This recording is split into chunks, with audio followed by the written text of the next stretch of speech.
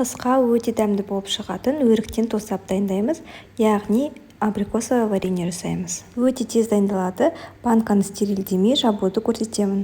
Ең алдымен өріктерімізді жақсылап жуып аламыз. Одан кейін сүйектерінен тазалап, 4 бөлікке бөліп шығамыз. Сүйегін тастамай дәнін шағып қосып жіберуге болады. Менде мына жерде 5 кг абрикос, оған 2,5 кг қант қостым. Бетіне қантты сеуіп, жақсылап тегістеп шығамыз. Егер сізде 2 кг абрикос болатын болса, онда 1 кг қант қосасыз. Солай өзіңіздің қалауыңызша өлшеп қоса бересіз. Осылай ыдысты қозғап тегістеп жібереміз. Одан кейін бетін жауып бірнеше сағатқа қойып қоямыз. Мен 1 түнге қойып қойдым. Одан кейін араластырып шығамыз. Газдың үстіне қойып 5 минуттай қайнатып аламыз.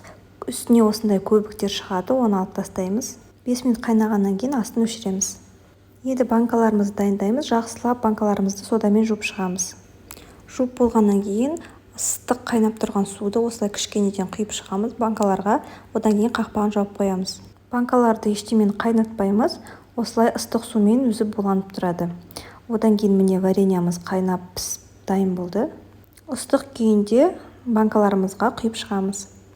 Қақпақтарын жақсылап жауып, осылай төңкеріп қоямыз. Үстін жауып қоямыз, сонда қоюланып күшті болып шығады. Міне біздің тосабымыз дайын болды. Міндетті түрде дайындап көріңіздер, өте дәмді болып шығады. Ішіне дән қосып жібергенде өте әдемі көрінеді. Ас болсын.